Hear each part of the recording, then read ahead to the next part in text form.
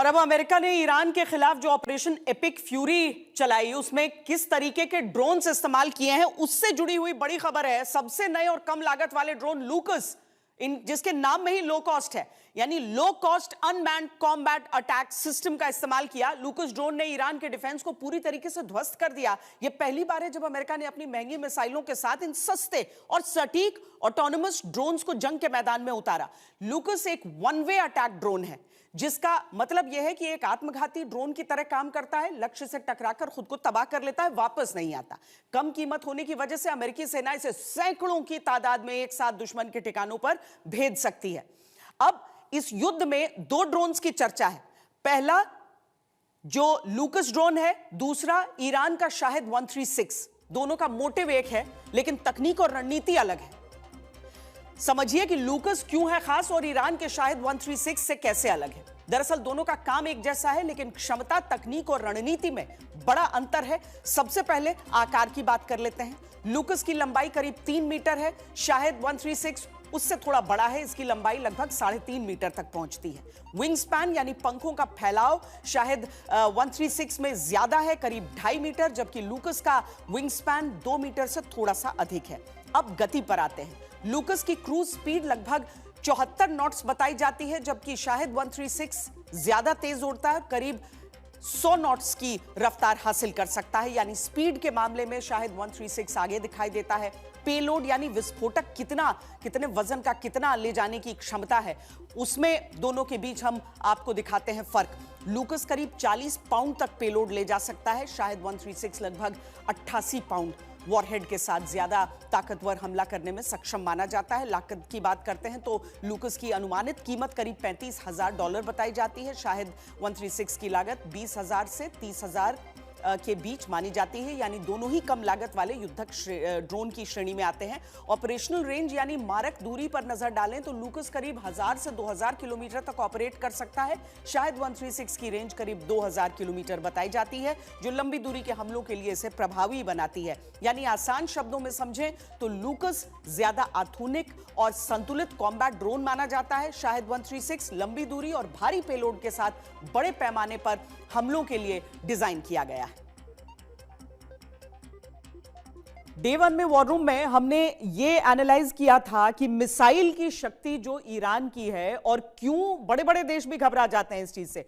Per day 2 में जिस तरीके से ड्रोन्स सामने आए, हालांकि इजराइल ने भी अपने आक्रमण में ड्रोन्स की जानकारी दी कि किस तरीके से उन्होंने लो कॉस्ट ड्रोन्स का इस्तेमाल किया है। हमारे साथ एयर वाइस मार्शल पीके श्रीवास्तव इस समय है।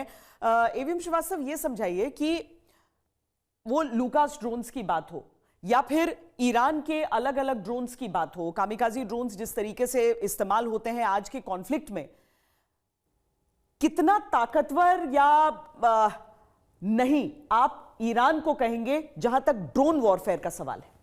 देखिए, ड्रोन वॉरफेयर अपने आप में वॉर की इकोनॉमी को कंटेन और कंट्रोल करने के लिए किया गया। जहां तक ईरान का सवाल है, ईरान के पास मिसाइल पावर है और ड्रोन पावर उसकी कोरोलरी है, जो उसने रशिया को भी दिया था during the conduct of Russia and Ukraine war. तो ड्रोन पावर है, एस्टैब्लिश्ड पावर है, क्योंकि इसमें मैन पावर का लॉस नहीं होता है। और ये बहुत सारे ड्रोन, छोटे ड्रोन होते हैं, फिर हम जिनको बोलते हैं मेल होते हैं, medium altitude long endurance drones होते हैं, और फिर high altitude long endurance drone होते हैं। लेकिन जिन ड्रोन्स की बात हम कर रहे हैं, जिस कॉन्टेक्स्ट में कर रहे हैं, वह कामाकाजी ड्रोन्स जो हैं, जो शायद 1 और 2 के नाम से जाने जाते हैं, वो बड़े प्रमुख हैं। तो इनके पास ये ड्रोन्स हैं और प्रचुर मात्रा में हैं। 80,000 की एक्सपेक्टेड इन्वेंट्री है ईरान के पास, और इनकी कैपेसिटी भी है, इंडस्ट्रियल कैपेसिटी है to make 1000 to 2000 per month in case of surge capacity is required. लेकिन अभी जिस स्टेज पर हम खड़े हैं, ये पूरा अनुमान है कि जिस तरह से एयर स्पेस में डोमिनेंस है इजराइल का, यूएस का, वो मैन्युफैक्चरिंग कैपेसिटी ज़रूर डेसिमेट कर दी गई होगी, और जहाँ पे स्टॉक्स हैं उनको भी ख़त्म करने की पूरी कोशिश की गई होगी। लेकिन it is not possible to eliminate everything. और ड्रोन का इम्पैक्ट ये पड़ता है जो आप देख रहे हैं कि एक और इसका एस्पेक्ट मैं आपसे पूछना चाहती हूं, और क्योंकि एक बहुत इंटरेस्टिंग विजुअल आया जिसमें स्वॉर्म ड्रोन्स आ रहे हैं। अब उसमें स्वॉर्म ड्रोन्स आ रहे हैं, यहां से इंगेज हो रहा है जो एंटी ड्रोन सिस्टम है आपका, उसको खत्म करने के लिए। उसमें एक ड्रोन में बड़ा विस्फोट हमें दिखता है, बाकी कुछ अलग अलग पैमाने के, यानी हम समझे उसमें कि कुछ ड्रोन्स ऐसे जो ऐसा पेलोड ले जा रहे हैं जो बहुत विध्वंसक है, कुछ ड्रोन्स ऐसे जो उतना नहीं भी ले जा रहे हैं।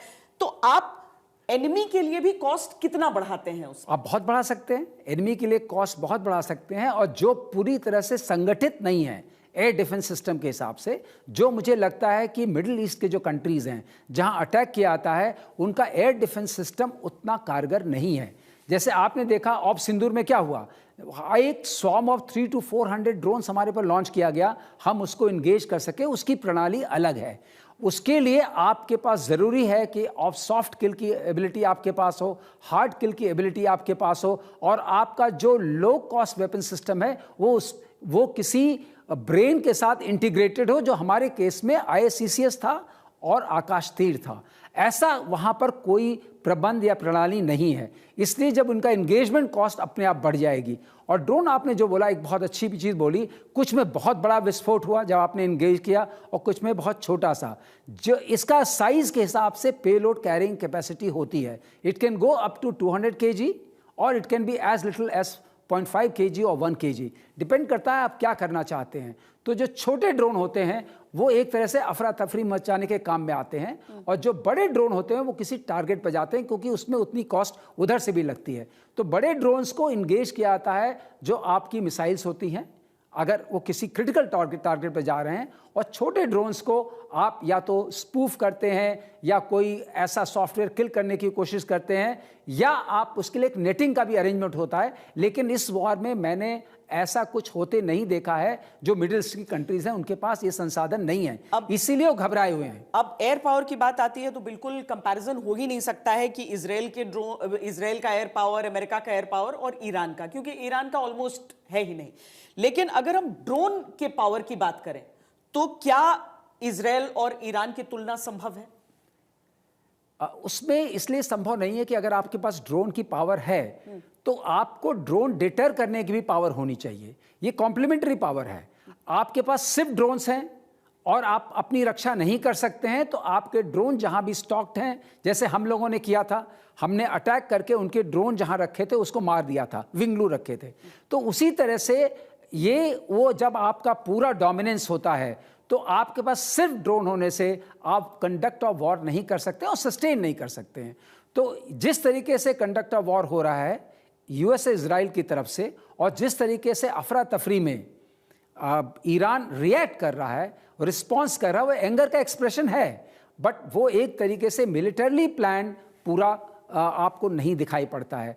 तो इसमें दोनों की जरूरत पड़ती है, कॉम्प्लीमेंट्री होता है, ऑफेंसिव एंड डिफेंसिव। तो ऑफेंसिव तो है, तो इसलिए हमें हमेशा कहते थे कुछ हफ्तों तक ये सस्टेन कर सकते हैं अगर इनके स्ट्रक्चर्स बचे रहें।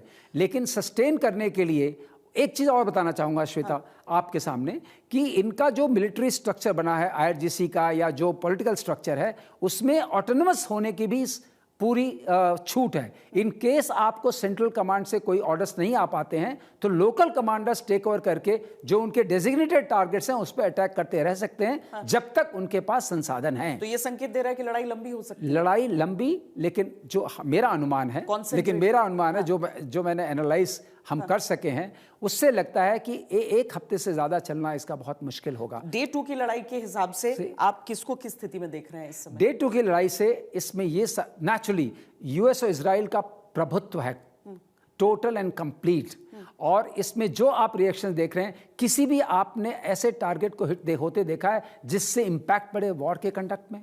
नहीं। आपने एक तरीका टेररिस्ट काइंड ऑफ अटैक होते देखा है कि सिविलियन पॉपुलेशन में, होटल्स के पास में, स्कूल्स में, सड़कों पे, लेकिन उनका क्या मिलिट्री स्ट्रेंथ पर क्या इंपैक्ट पड़ेगा? कोई नहीं पड़ेगा। तो इसलिए कोई इफेक्टिव उसका आउटकम नहीं आ रहा है फ्रॉम ईरान पर्सपेक्टिव। तो इसी को देख करके हमें ऐसा लगता है कि इनके पास न तो आंखें बची हैं, जिसे रकी हम बोलते हैं, और ना उस आंखों को देख करके कोई इंटेलिजेंस गैदर हो रहा है। विदाउट इंटेलिजेंस श्वेता, आजकल के वॉरफेयर में अगर आपके पास टारगेटिंग इंटेलिजेंस नहीं है, आप लड़ाई नहीं लड़ सकते। सर बहुत बहुत धन्यवाद इस पूरे आकलन के लिए। Thank you.